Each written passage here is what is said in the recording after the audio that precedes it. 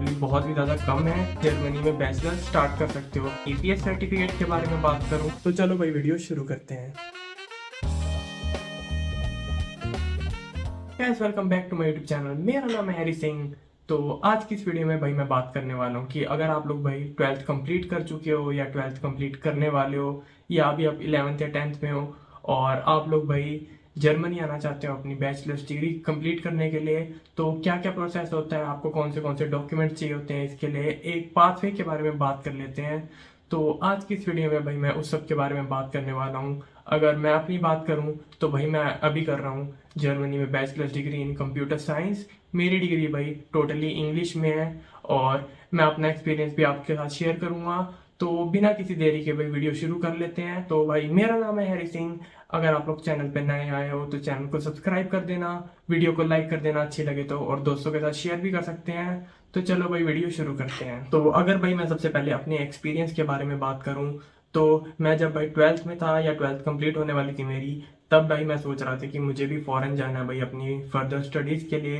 तो सबसे पहले मेरी प्रेफरेंस थी भाई कनाडा या ऑस्ट्रेलिया। बट वहाँ पे भाई फीस इतनी ज़्यादा थी कि मेरे को थोड़ा अच्छा सा नहीं लग रहा था। तो फिर भाई मेरे को जर्मनी के बारे में पता चला कि यहाँ पे भाई आप बहुत ही कम ट्यूशन फीस में या बिल्कुल ज़ीरो ट्यूशन फीस में आप अपनी डिग्री कंप्लीट कर सकते हो। बस आपको थोड़ा सा सेमेस्टर कंट्रीब्यूशन देना होता है, जो कि भाई बाकी कंट्री से कंपेरेटिवली बहुत ही ज़्यादा कम है। तो भाई मैंने सोचा कि चलो भाई जर्मनी चलते हैं अपनी बैचलर्स डिग्री करने के लिए। तो मैंने भी भाई ये सारा प्रोसेस ऐसे ही यूट्यूब वगैरह से रिसर्च किया एंड देन मेरे को पता चला जो मैं आज आपको इस वीडियो में बताने वाला हूँ। तो सबसे पहले भाई कुछ एडवांटेजेस के बारे में बात कर लेते हैं कि अगर आप अपनी डिग्री जर्मनी में कंप्लीट करने आ रहे हो तो आपको क्या क्या एडवांटेजेस मिलते हैं। तो सबसे पहला एडवांटेज भाई यहाँ पे आपको ट्यूशन फीस बहुत ही ज़्यादा कम देनी पड़ती है। अभी रिसेंटली कुछ यूनिवर्सिटीज़ ने अपनी फीस बढ़ाई है थोड़ी सी, बट अगर आप कंपेयर करो बाकी कनाडा या ऑस्ट्रेलिया जैसी कंट्री से तो अभी भी भाई वो बहुत ज़्यादा कम है। बाकी बहुत सी कंट्री से भाई यहाँ पे बच्चे पढ़ने आते हैं तो आपको एक एक्सपोजर भी मिलता है।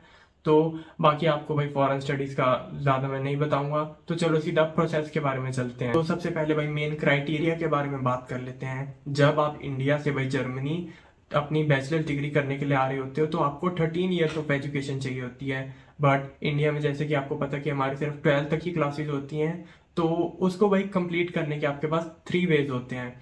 तो सबसे पहला वे होता है भाई आप अपना 13th ईयर इंडिया में कर सकते हो, किसी यूनिवर्सिटी में एक साल अपना कर सकते हो बैचलर्स का, या आप स्टूडेंट कॉलेज कर सकते हो, या एक होता है भाई जेई का भी रास्ता होता है। तो सबसे पहले भाई मैं बात कर लेता हूँ कि 13th year of education in India के बारे में। एच प्लस वेरीफाइड यूनिवर्सिटी से आप अपना भाई फर्स्ट ईयर इन बैचलर्स कर सकते हो। आप anabin.de ऐसी एक वेबसाइट है, मैं यहाँ पे भी मेंशन कर दूंगा। आप वहाँ पे जाके भाई पहले चेक कर सकते हो कि आपकी यूनिवर्सिटी एच प्लस है या नहीं। आपको भाई सिर्फ एच प्लस यूनिवर्सिटी से ही आप अपना फर्स्ट ईयर कर सकते हो। और भाई ये भी याद रखना कि वो कोर्स जो होना चाहिए वो सेम ही फील्ड में होना चाहिए। एंड देन आप अपनी भाई ट्रांसक्रिप्ट वगैरह, रिजल्ट्स वगैरह लेके एंड एनओसी वगैरह लेके आप डायरेक्टली भाई बैचलर्स के लिए जर्मनी में अप्लाई कर सकते हो। और भाई ये भी याद रखना कि जब आपका सेकंड सेमेस्टर हो जाएगा तो रिजल्ट आने में थोड़ा डिले ज़रूर होता है, वो हर यूनिवर्सिटी में होता है।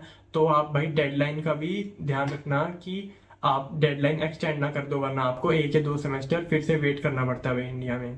तो अब बात कर लेते हैं भाई स्टूडेंट कॉलिग के बारे में। भाई ये अपने ही अंदर एक बहुत बड़ा टॉपिक है, तो मैं इसके बारे में ज़्यादा नहीं बताऊंगा अभी क्योंकि वीडियो बहुत ज़्यादा लंबी हो जाएगी। तो सबसे पहले भाई अगर आप लोग जर्मन में अपनी बैचलर्स डिग्री करना चाहते हो तो स्टूडेंट कॉलिग मेरे हिसाब से भाई एक बहुत अच्छा वे होगा। आप स्टूडेंट कॉलिग क्या होता है भाई, आप जैसे ही अपनी 12th अपनी इंडिया में कंप्लीट करते हो तो आपको भाई जर्मनी आना होता है। स्टूडेंट कॉलिग 1 साल का यहाँ पे कोर्स होता है जिसमें पहले आपको एग्जाम देना होता है, फिर आपकी पूरी स्टडीज जर्मन में होती है। और इसका भाई एक मिनिमम क्राइटेरिया ये होता है कि आपको जर्मन B2 इंडिया से ही करके आनी होती है और यहाँ पे भाई आपको एक एग्जाम देना होता है। और भाई मैं अगर आपको बताऊं कि अगर आपको अपनी बैचलर्स मेडिकल में करनी है तो आपको यहाँ पे M कोर्स लेना होता है, और T कोर्स होता है भाई इंजीनियरिंग के लिए, और W कोर्स होता है यहाँ पे भाई बिजनेस के लिए। तो ये बात का भी आप ध्यान रखना। तो स्टूडेंट कॉलेज के बारे में भाई बहुत ज़्यादा मैं जानता नहीं हूँ क्योंकि मैंने भाई फर्स्ट ईयर किया था इंडिया में, देन मैं यहाँ पे आया था। बट अगर आपको उस पर वीडियो चाहिए तो मैं एक अलग से वीडियो बना सकता हूँ उसके लिए। तो अगर अब हम बात करें भाई जेई वाला रास्ता, तो जैसे ही भाई आप अपना जेई एडवांस क्लियर कर लेते हो, बस आपको क्लियर करना होता है, कोई यहाँ पे मार्क्स की रिक्वायरमेंट नहीं होती। जैसे ही भाई आप अपना जेई एडवांस क्लियर कर लोगे तो आप अपनी डायरेक्टली भाई जर्मनी में बैचलर स्टार्ट कर सकते हो। आपको कोई 1 साल वेट करने की जरूरत नहीं, ना ही आपको स्टूडेंट कॉलेज, ना ही फर्स्ट ईयर इन इंडिया चाहिए। आप डायरेक्टली भाई अब अपनी बैचलर्स जर्मनी में स्टार्ट कर सकते हो। तो भाई अब मैं मेन प्रोसेस के बारे में बात कर लेता हूँ। तो सबसे पहले भाई पहला स्टेप आता है आपकी खुद की रिसर्च, कि आप अपना कौन सा कोर्स करना चाहते हो, कौन सी यूनिवर्सिटी में पढ़ना चाहते हो। तो यहाँ पे मैं एक वेबसाइट मेंशन कर रहा हूँ जो है dart.de। ये भाई जर्मनी की ऑफिशियल वेबसाइट है, जिस पे जाके आप अपना कोर्स सिलेक्ट कर सकते हो कि आपको कौन से कोर्स में स्टडीज करनी है। यूनिवर्सिटी सिलेक्ट कर सकते हो कि किसी कोर्स में भाई कुछ होता है एंड किसी में कुछ होता है, तो आप वो सिलेक्ट कर सकते हो। एंड आपको कौन सी सिटी में पढ़ना है, तो जब आप अपना भाई कोर्स सिलेक्ट कर लोगे तो आप उस यूनिवर्सिटी की मेन वेबसाइट पे जाके भाई उसकी एप्लीकेशन डेडलाइन देख सकते हो, क्योंकि हर कोर्स की भाई अलग अलग डेडलाइन होती है और हर कोर्स की भाई अपनी अपनी रिक्वायरमेंट भी होती है, कि किसी में भाई आईएलटीएस चाहिए होता है, किसी में गोएथे सर्टिफिकेट चाहिए होता है, एंड उसकी भी रिक्वायरमेंट्स होती है कि आपको इतने मार्क्स चाहिए होते हैं एंड ऑल। कई यूनिवर्सिटीज़ में भाई एंट्रेंस एग्जाम भी हो सकता है। तो ये सब भाई आपको खुद ही देखना होगा यूनिवर्सिटी की वेबसाइट पे जाके। आप डार्ट पे जाके कोर्स सिलेक्ट करो एंड उनकी मेन वेबसाइट पे जाके रिक्वायरमेंट्स पढ़ो। मेन डॉक्यूमेंट्स बता दूं कि आपको कौन से मेन डॉक्यूमेंट चाहिए होते हैं यूनिवर्सिटी एप्लीकेशन के लिए। तो सबसे पहले आ जाती है भाई आपके ट्रांसक्रिप्ट, जैसे कि 10th या 12th का रिजल्ट। अगर आपने 13th ईयर इन इंडिया किया तो आपके वो फर्स्ट 2 सेमेस्टर्स का result, and APS certificate, and आपका लैंग्वेज सर्टिफिकेट, जैसे कि अगर आपका इंग्लिश कोर्स है तो आइल्स, एंड अगर आपका जर्मन कोर्स है तो गोएथे सर्टिफिकेट। मोस्टली कोर्सेज भाई शायद जर्मन में ही होते हैं, तो मेरे हिसाब से गोएथे सर्टिफिकेट मेन होगा। अगर आपका भाई इंग्लिश कोर्स है तो आपके लिए भाई आइल्स चाहिए होगा। आपको नॉर्मली सारे डॉक्यूमेंट्स तो पता ही होंगे, बट अगर भाई मैं 2 डॉक्यूमेंट्स के बारे में बात करूँ जो यहाँ पे बहुत मेन है, वो है आपका एपीएस एंड टेस्ट एएस का सर्टिफिकेट। टेस्ट एएस भाई एक नॉर्मल इनका एंट्रेंस लेवल एग्जाम होता है, जैसे कि इंडिया में जेई होता है, बट टेस्ट एएस उसके बहुत ही छोटे स्केल पे होता है। टेस्ट एएस में भी भाई आपके अलग अलग लेवल्स होते हैं, जैसे कि आप मेडिकल के लिए जाना चाहते हो, इंजीनियरिंग के लिए या बिजनेस के लिए। एंड अभी अगर मैं एपीएस सर्टिफिकेट के बारे में बात करूं, भाई ये रिसेंटली इंट्रोड्यूस हुआ था, इसको अभी शायद 1 या 1.5 साल हो चुका है। एपीएस सर्टिफिकेट भाई कुछ नहीं है, सिर्फ आपके डॉक्यूमेंट्स की वेरिफिकेशन होता है। आप अपने भाई रिजल्ट्स, जैसे कि 12th का रिजल्ट एंड ऑल, अपना पासपोर्ट, अपना आइल्स का सर्टिफिकेट, वो भी शायद मैंडेटरी नहीं होता बट वो भी आप भेज सकते हो। आईपीएस वाले भाई आपके सिर्फ डॉक्यूमेंट्स की वेरिफिकेशन करेंगे कि वो ओरिजिनल है या नहीं। तो जैसे ही भाई आपका एपीएस सर्टिफिकेट आ जाएगा तो आपके सारे डॉक्यूमेंट्स आपके पास कंप्लीट हो गए हैं, एंड अब आप अपनी भाई एप्लीकेशन कर सकते हैं यूनिवर्सिटी में। तो अब बात कर लेते हैं भाई आपकी एप्लीकेशन होती कैसे है जब आपने अपना कोर्स एंड ऑल सिलेक्ट कर लिया है। तो सबसे पहले भाई आपको जाना है यूनिवर्सिटी की वेबसाइट पे। वहां पे भाई पहले आपको ब्रीफली पढ़ना पड़ेगा कि एप्लीकेशन कैसे होती है, क्योंकि हर यूनिवर्सिटी की एप्लीकेशन अलग अलग होती है। तो अगर भाई मैं मेनली बात करूं, मोस्टली तरीके भाई 2 ही होते हैं। पहला होता है यूनिअसिस्ट का और दूसरा होता है भाई direct application in the university. तो अगर भाई मैं आपको यूनिअसिस्ट को शॉर्ट में समझाऊं, तो आपको यूनिअसिस्ट पे यूनिवर्सिटी को सिलेक्ट करके अप्लाई करना है। वो आपको वीपीडी देंगे, उस वीपीडी से आप यूनिवर्सिटी में अप्लाई कर सकते हो, एंड आपका ऑफर लेटर डायरेक्टली यूनिअसिस्ट के पोर्टल पे आ जाएगा। अगर आप लोग इसको भी ब्रीफ में जानना चाहते हो कि यूनिअसिस्ट कैसे वर्क करता है, तो मैं उसके बारे में भी एक शॉर्ट वीडियो बना सकता हूँ।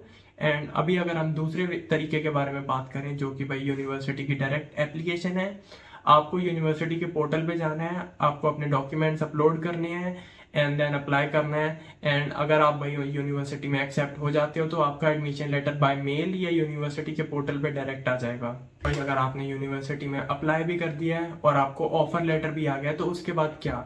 जैसे ही भाई आपको आपका ऑफर लेटर आ जाएगा, आपका आधा काम हो चुका है।